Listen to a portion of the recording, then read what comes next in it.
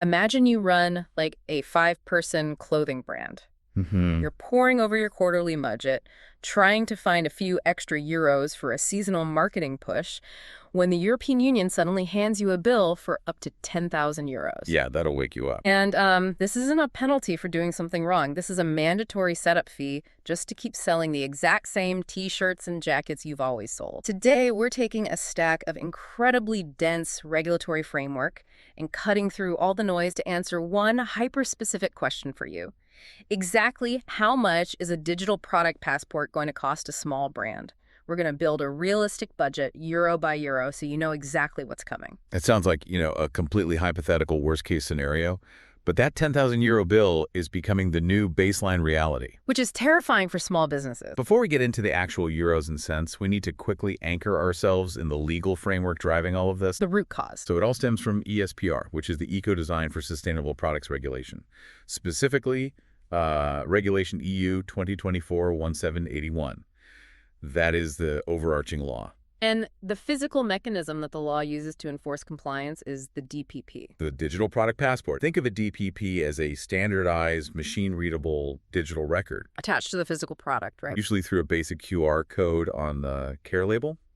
But when that code is scanned, it reveals a massive database. Like what kind of data? We're talking the product's origin, the raw material composition, specific repair instructions, and end-of-life recycling guidance. It functions as a birth certificate, a full medical history, and a retirement plan for every single item you sell. Okay, let's unpack this. Because I know if you're listening to this and you're running a micro brand out of a small studio, your first instinct is to think, well, surely there's a small business exemption. Everyone hopes for that. Because this sounds like enterprise-level compliance. But there isn't. The regulation contains absolutely no SME exemption for these requirements.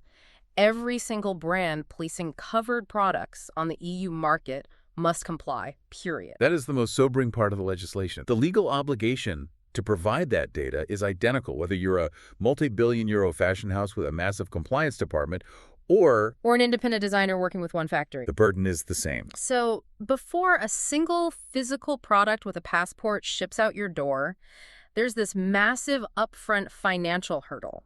Looking at the research here, we're talking about a one-time setup cost ranging from roughly 1,700 all the way up to 5,500 euros. It's a steep curve. For a small brand, that is a huge hit to cash flow just to get out of the starting gate.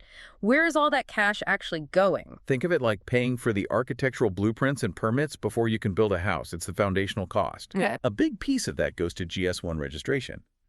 The EU is standardizing these passports on the GS1 Digital Link framework. So if you don't already have one of those? If you don't have a recognized GS1 company prefix, which is basically a globally recognized license plate for your business, registering for one will cost a small brand between 150 and 500 euros in most EU countries. That makes sense. You have to pay the toll to get on the standardized highway.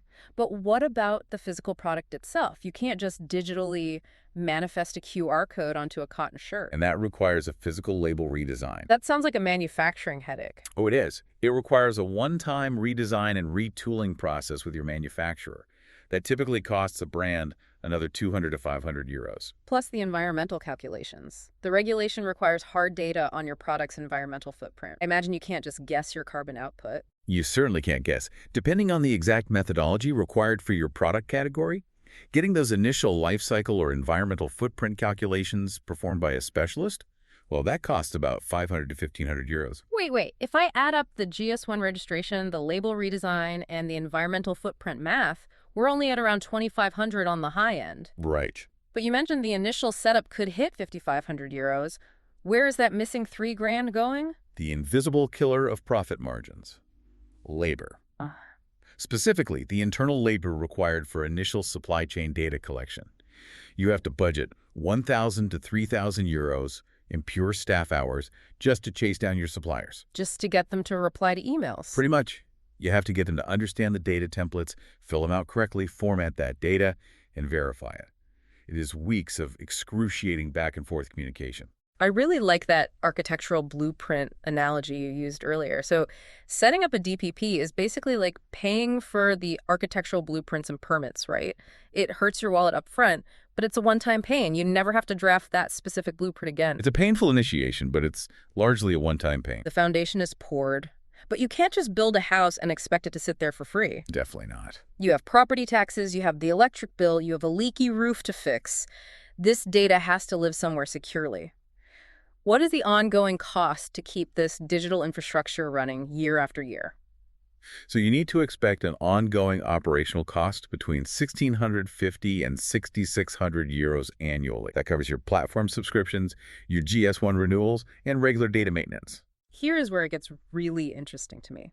If I'm a small brand and I make a basic 100% organic cotton t-shirt, I don't change the silhouette, I don't change the fabric composition, why am I paying potentially thousands of euros a month, or wait, a year in digital maintenance for a physical product that literally never changes? What's fascinating here is that while the physical design of the shirt might be completely static, the compliance data behind it is a living, breathing thing.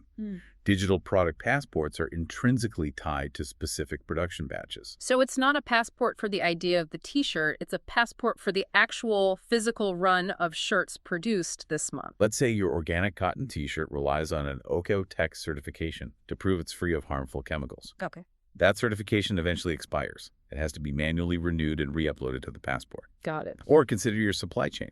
Maybe your primary factory decides to switch the spinning mill they use for the yarn because of a pricing dispute. Suddenly, your Tier 2 supply chain data is entirely different. EU updates a regulatory delegated act and suddenly requires a brand new data field you never tracked before. Ah, I see. You aren't paying to update the t-shirt design, you're paying to maintain the chain of custody and legal accuracy for that specific batch over time. The data must remain accurate throughout the product's entire life cycle, which means it requires constant digital maintenance. So how does that annual 1,650 to 6,600 break down? Am I mostly paying for software? Software is a big piece.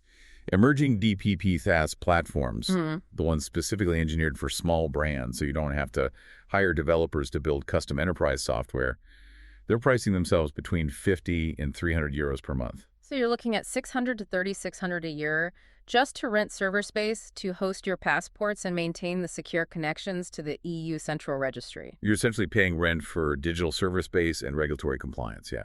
The internal data maintenance.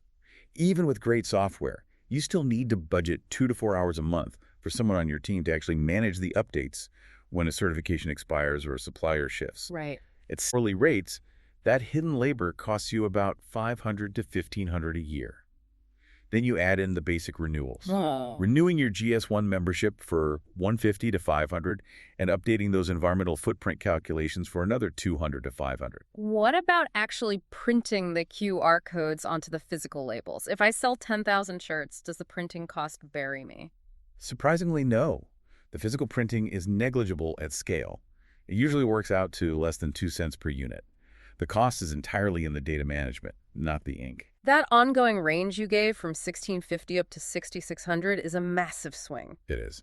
If I'm a business owner trying to forecast my cash flow for the next 2 years, I need to know what pushes me toward that terrifying high end versus the manageable low end. It really comes down to 3 massive variables: your total number of SKUs, the sheer difficulty of your deep tier data collection, and whether you choose to use dedicated software versus trying to build the IT infrastructure yourself. Let's look at the SKU count first. I assume if I have 50 products instead of 5, my compliance bill just multiplies by 10. Actually, no, and this is a crucial misconception that small brands need to understand. The cost does not scale linearly. Setting up your very first product costs 3 to 5 times more than subsequent products from the same supply chain. Why such a steep drop-off? Because for that very first product, you're paying for the friction of establishing the new supplier relationships. You're figuring out the data sharing agreements. You're building the initial spreadsheets. You're teaching your factory how to report to you. So it's all about the setup. Once that communication infrastructure is in place, adding a second or third SKU from that same factory is largely just a data entry exercise. It might only cost 200 to 500 euros incrementally. That is a huge relief. You build the pipeline once, and then you just flow more products through it. Right. But you mentioned the difficulty of deep-tier data collection as the second big variable. We know from the research that 60 to 80% of the required DPP data originates from Tier 2 and Tier 3 suppliers. Dye houses and yarn spinners. These are facilities you likely don't even have a direct financial contract with. Your Tier 1 sewing factory does. Wait, if 80% of the data comes from my Tier 2 and Tier 3 suppliers, aren't small GANs basically footing the bill to do their upstream suppliers' regulatory paperwork? That is exactly the frustration brands are feeling. It feels deeply unfair. But the regulation is engineered this way on purpose. The ESPR places the legal liability strictly on the economic operator, which is almost always the brand placing the final product on the EU market. Because they can't go after the mill. Their jurisdiction. But they can absolutely penalize you. So the burden flows downstream to you. You have to absorb the cost of forcing them to comply. Which is why the labor cost of chasing that data is so astronomical. You're dealing with language barriers, time zones, and facilities that might not even use digital inventory systems. Technology is cheap. Human labor is expensive. Speaking of technology, that brings us to the third massive variable, DIY versus SaaS software. I know some founders listening to this are thinking, I already run a Shopify site. I'll just host these QR code links on my own website and save that $300 a month SaaS fee. I mean, technically the law doesn't prevent you from self-hosting, but you have to understand what you're actually hosting. You aren't just putting up a PDF on a web page. You have to host the data using JSON LD. For the non-developers listening, what is JSON LD? It's a highly specific structured coding language that the EU registry requires so that machines can read the data automatically. But beyond just formatting the code, you also have to build a dynamic, manual, 3-tier access control system. Meaning different people scan the exact same QR code and see different things. A consumer scanning the code sees recycling instructions and material composition, but a certified recycler scanning it gets access to disassembly schematics. And a market surveillance authority gets access to your confidential supply chain compliance documents, a level access gateway, while integrating with the EU central registry for the lifetime of the product. That sounds like a full-time job for a software engineer. It is. The DIY maintenance burden makes a 50 to 300 euro a month SaaS platform the far cheaper, significantly safer reality for any small brand that doesn't have a dedicated IT department. Okay, so when we weigh those three variables together, the economies of scale with your SKUs, the intense labor of mapping your deep supply chain, and the necessity of paying for a SaaS platform, what does the bottom line cash flow actually look like for a typical small brand? Say, someone with fewer than 100 SKUs. The most realistic budget model shows year one as a massive spike.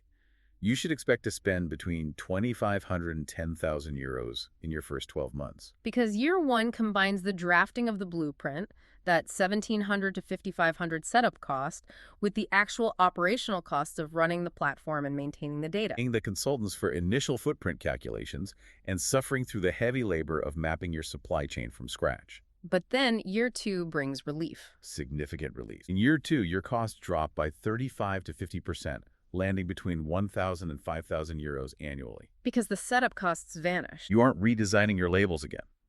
And most importantly, your supplier data templates become reusable. You transition from the expensive phase of process building into the much cheaper phase of routine data maintenance. So if you're listening to this and that year one spike of up to 10,000 euros is making you sweat, there is a very strategic way to soften that blow and avoid panic spending on expensive consultants right before the compliance deadline. You can use a tool like Passport Craft. If you visit passportcraft.com, they actually offer a free guided setup to build your very first pilot passport. It's a brilliant way to identify exactly where your massive data black holes are before you spend a single euro on software. It's highly recommended.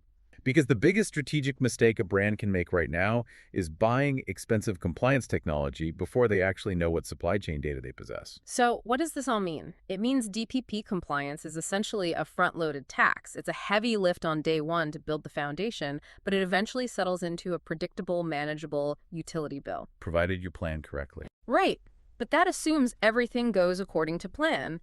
And even the most perfectly optimized platform budget is utterly useless if a brand fails to account for the invisible traps. What are the commonly missed costs that keep business owners awake at night? The most dangerous trap is miscalculating internal lead time. Brands look at the deadline and think, okay, I'll subscribe to a software platform 1 month before this goes into effect. That's cutting it close. Too close. They routinely forget to budget for the 4 to 8 weeks of minimum lead time it takes just to get Tier 1 and Tier 2 suppliers to return structured data. Because it's never just one email. Never. You send a template, They don't understand it. You translate it. They finally reply. But they send back a flattened PDF instead of a workable spreadsheet. Which is useless for the database. You have to go back and forth for weeks. That is invisible labor, and it eats up staff time that simply isn't captured in your SaaS subscription fee. Let's play out the worst-case scenario. You miscalculate that lead time. You run out of runway, the deadline hits, and you think, I just can't get the Tier 3 data in time. I'll risk it and ship without the passport. What is the actual tangible cost of non-compliance? The real threat is a total operational freeze. Missing a valid DPP means your products will face automated customs blocks at the EU border. So the product just sits on a dock. It sits at the port, and you're hit with incredibly expensive demurrage and storage fees every single day it sits there. You miss your retail delivery windows. Furthermore, you face immediate delisting from major marketplaces like Amazon and Zalando. Wait, really? Amazon will delist you? Oh, absolutely. So you don't just get fined, you get entirely shut out of the European market. That is the existential risk. Is this just a massive regulatory stick the EU is swinging to force compliance, or is there an actual economic carrot here for brands that manage to get this right? If we connect this to the bigger picture, there is actually a massive carrot. Bain & Company estimates that implementing digital product passports could actually double a product's lifetime value. Double the lifetime value. How is a QR code doubling revenue? By fully unlocking the circular economy. When a physical product has a verified, immutable digital passport attached to it, it instantly becomes frictionless to authenticate for the resale market. Because the buyer knows it's authentic. And it becomes incredibly easy to repair because the exact material composition and component schematics are instantly accessible to any tailor or repair shop. That makes total sense. Brands that lean into this won't just be surviving compliance, they'll capture entirely new secondary revenue streams, like verified brand resale, that are currently impossible because critical product data is lost the second the item leaves the retail store. That is a complete paradigm shift. Suddenly, you aren't just selling a product once, you're monetizing its entire life cycle. Okay, let's wrap this up and summarize the core takeaway for everyone listening. DPP compliance for small brands is actually highly manageable. You're looking at a cash flow impact of around 2,500 to 10,000 euros in year one, and significantly less after the foundation is built. But you have to start early. It's only manageable if you start early, if you lean on SaaS platforms like Passport Craft to identify your data gaps, and most importantly, if you start tackling your deep supply chain communication immediately. Time is your most valuable asset right now. The money is manageable. The timeline is unforgiving. Before we go, I want to leave you with a final thought to mull over on your own.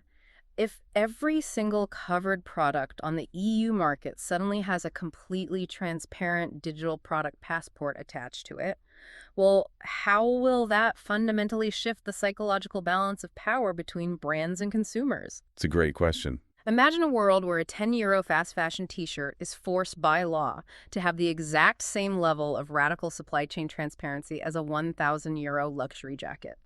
When consumers can scan both items in a store and see exactly who made them, what chemicals were used, and what their true carbon footprint is, how will traditional brand loyalty survive when the raw data does the talking? It's going to be a fascinating leveling of the playing field. It really is. Thank you so much for joining us on this deep dive. Don't wait until the compliance deadline is breathing down your neck. Start your supply chain data mapping today. Go draw up those blueprints so when it comes time to build, you are ready.